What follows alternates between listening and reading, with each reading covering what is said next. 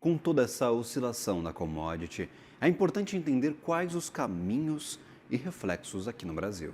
Por isso, eu chamo agora à nossa tela o diretor do Centro Brasileiro de Infraestrutura, Pedro Rodrigues. Seja bem-vindo à nossa programação. Ótimo dia a você, Pedro. Bom dia, Gabriel. Um prazer estar aqui com vocês. Petróleo a US$ 80 foi tiro curto, Pedro. Bateu num dia, voltou no outro, sobe 7, cai 7. É uma volatilidade extrema para a commodity energética, talvez um alívio para o mercado brasileiro em termos de inflação, em termos de reajuste para a Petrobras, já que esse tema vem sendo um debate bastante sensível nesses últimos meses? Sem dúvida, né, Gabriel? O petróleo ele é uma commodity que é muito sensível a qualquer fator, mesmo exógeno, né, de fora da indústria do petróleo, que era exatamente o que estava acontecendo, né, o que está acontecendo ainda com a guerra. E óbvio, se o Irã, né, conseguisse, e concordo aí com o professor anterior, que anteriormente falou, é muito difícil o Irã fechar o Estreito de Hormuz, já ameaçou inúmeras outras vezes, mas nunca o fez, né? Porém, a ameaça ela também vai ser refletida, né, sensível aí no preço do barril. Então, essa talvez fosse o evento mais catastrófico, né, para o preço do barril do petróleo nessa guerra. Então, a guerra arrefecendo, né, rapidamente o barril voltou aí a patamares abaixo dos US$ 70, né? Somado a isso, eu acho que tem aí também a questão do Irã, né, não ter conseguido, talvez, bombardear, né, algum outro alvo à altura, né, ou que o mercado esperasse que fosse uma guerra que escalasse de forma mais rápida. Então, o petróleo rapidamente voltou aí ao patamar abaixo dos US$ 70, o que você colocou, é ótimo para a inflação, né, e para o crescimento dos países. Aqui no Brasil, né, a Petrobras, ela depois da nova política de preço, de abrasileiramento do preço, fica sempre difícil a gente dizer, né, quando a companhia vai repassar ou aumento ou diminuição no preço do barril, né? Por óbvio, quando num evento de extrema volatilidade, que era o que a gente estava vendo nos últimos dias, a companhia não repassou, mas e se esse patamar de preço ficasse acima dos 70, é sempre difícil a gente dizer, porque o abrasileiramento do preço ele não trouxe transparência, nenhuma previsibilidade, né, quando a gente analisa o repasse do preço dos combustíveis do mercado internacional para o mercado interno. Eu queria já até discutir este tema contigo em meio a toda essa tensão. Tem Petrobras no centro das atenções.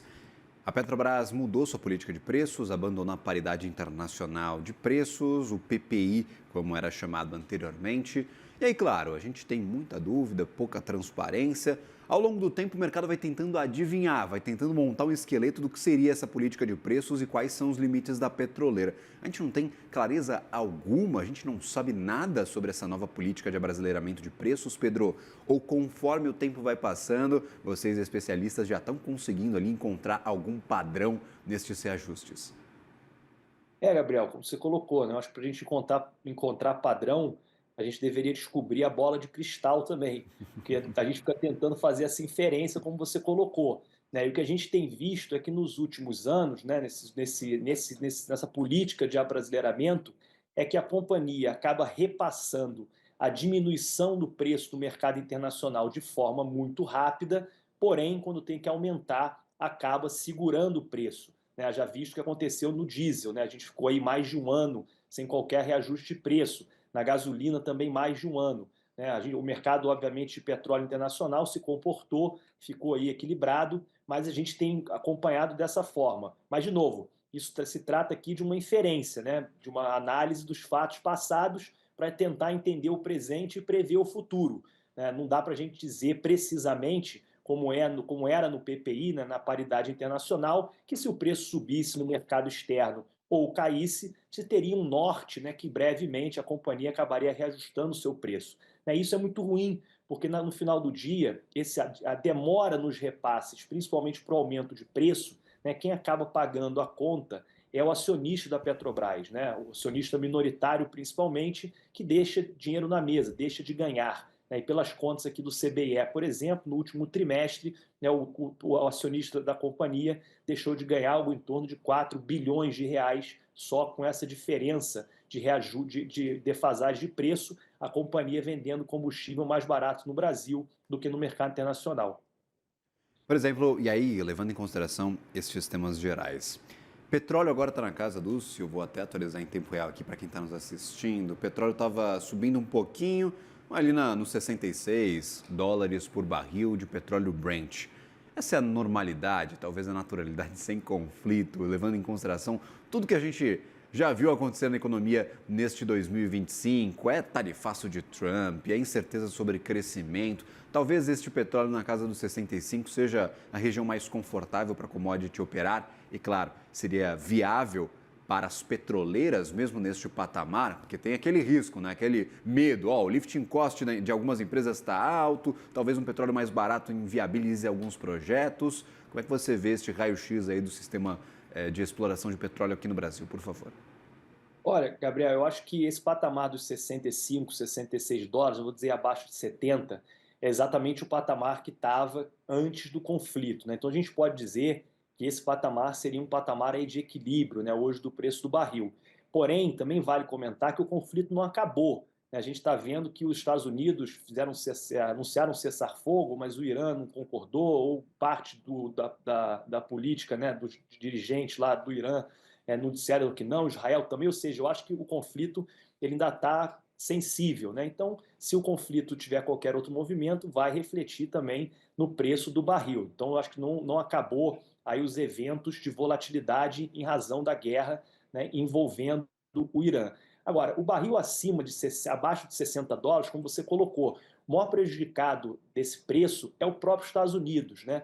Porque o shale oil, né, o gás e o petróleo não convencional explorado nos Estados Unidos tem sim um lifting cost, né, que é um custo de exploração maior. Em muitas bacias por lá, o petróleo abaixo de 60 dólares inviabilizam essa exploração.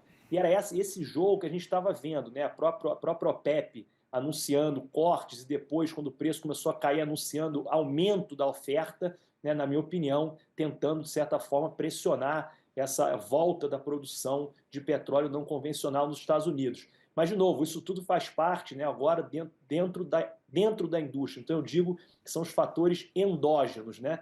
Não são fatores exógenos, e aí o mercado ele vai se equilibrar novamente entre oferta e demanda de acordo com o crescimento dos países, né, de acordo com os dados da economia. Perfeito. E aí, por exemplo, levando essa conversa para outros tipos de geração de energia. Petróleo cada vez mais barato, diante de tanta incerteza na economia mundial, pode talvez inviabilizar investimentos em novas matrizes energéticas. A gente fala sobre biocombustíveis com bastante frequência aqui no CNN Abertura de Mercado, porque a Petrobras está investindo nisso. Nós temos a Copersucar também, que é uma grande empresa comercializadora de açúcar aqui, investindo bastante em biodiesel, em etanol. A gente vê essa tecnologia ganhando cada vez mais corpo aqui no Brasil. Petróleo baixo, talvez com uma tendência de mais desaceleração, menor demanda, pode inviabilizar estes projetos? Gabriel, eu acho que a viabilidade, né, e o encaminhamento do mundo para uma transição energética, ela é uma realidade, né, independente do preço do barril do petróleo. Óbvio que o preço mais baixo talvez desacelere um pouco, né, as economias. Eu brinco, né, todo mundo quer ir para o céu, mas ninguém quer morrer, né? Todo mundo quer um meio ambiente melhor, mas poucos querem pagar a conta, né? Então, o petróleo mais baixo ele acaba favorecendo um consumo maior do combustível. Mas eu acho que a transição é uma tendência. Não tem como a gente voltar para trás, né? Então o mercado ele vai acabar se acomodando, né? Então eu não acho que o petróleo mais baixo vai inviabilizar ou parar, né, o movimento de transição energética. Ele pode sim desacelerar e principalmente hoje o que a gente tem visto, né, que é um aumento muito grande do consumo de energia no mundo, né? Então o mundo não consegue mais pensar em trocar a sua matriz, né, mas sim adicionar novas fontes primárias de energia. A gente tem visto o crescimento de data center, né, de movimentos de criptomoedas, ou seja, tecnologias que estão agora chegando, que têm um consumo brutal de energia elétrica, né? Para você ter uma ideia, hoje 1,5% do consumo global de energia já vão para os data centers, podendo chegar até 3%. Então, para a gente conseguir atender essa nova tecnologia que melhora muito a qualidade de vida e o bem-estar das pessoas, nós vamos precisar de mais energia. E, sem dúvida, o petróleo vai fazer parte dessa adição que a gente tem. Mas, como você colocou, né, a transição é uma realidade que a gente provavelmente, não sei quando, se eu soubesse também a pergunta de 1 bilhão de dólares, eu não sei quando o petróleo vai deixar né, de ser tão importante para a matriz global. E vale aqui dizer uma frase que é muito conhecida na indústria, né, que a idade da pedra não acabou por falta de pedra, então a era do petróleo ela não vai acabar por falta de petróleo, vão ser tecnologias que vão substituir com um preço melhor, ambientalmente melhor, e que a sociedade vai querer pagar por isso, né? Perfeito. E aí, olhando, por exemplo, para um destaque que a gente pode receber nesta semana, a última pergunta que eu lhe faço: o Conselho Nacional de Política Energética está para aprovar, talvez, mudança na adição de etanol no combustível, na gasolina. Essa dinâmica caminha nessa direção de melhorar por exemplo, essas tecnologias que são menos emissoras de carbono? Pode melhorar, por exemplo, o custo do combustível no Brasil? Vocês que acompanham aí diretamente o setor de energia, o etanol pode, por exemplo, passar de 27% para 30% do combustível da gasolina tipo C que vai para o consumidor final. O diesel pode receber uma adição de 15% de biodiesel. É um tema que vocês acompanham no dia a dia e que pode ser bastante importante para entender essa dinâmica de substituição da matriz energética?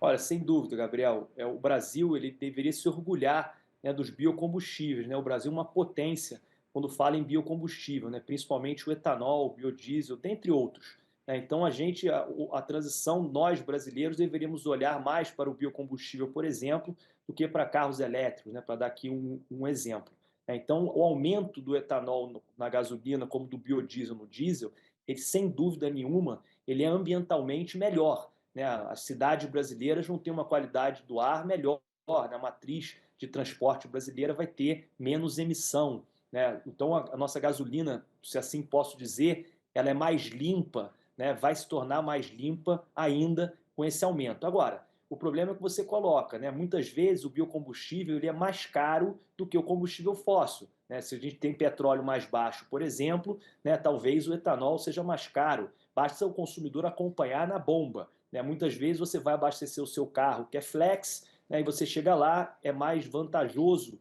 você abastecer com a gasolina do que com etanol. E quando você mistura também o etanol na gasolina, pode acabar havendo, e o biodiesel no diesel, um aumento de preço. Mas, de novo, Gabriel, isso é uma escolha da sociedade, né? Se a gente quer ter combustíveis, né, mais limpos, né, talvez a gente tenha que, por um período, pagar mais caro, né? Isso não tem certo e não tem errado. A gente precisa só entender que essa é a realidade para depois não reclamar, né, quando a gente vê combustível mais caro na bomba. Perfeito. Pedro Rodrigues, sempre bem-vindo à nossa programação, meu caro. Muito obrigado por nos ajudar a entender essa dinâmica no petróleo. Saiu de 80 para 68 em tempo recorde, rapidíssimo, muita volatilidade. A gente também viu a alta do petróleo ser muito veloz, de 65, 60, 70 para 80 de uma vez só. Sempre bem-vindo, ótimo dia, um bom trabalho a você. Obrigado, Gabriel. Sempre um prazer estar aqui com vocês. Bom dia. Agradecido, sempre um prazer.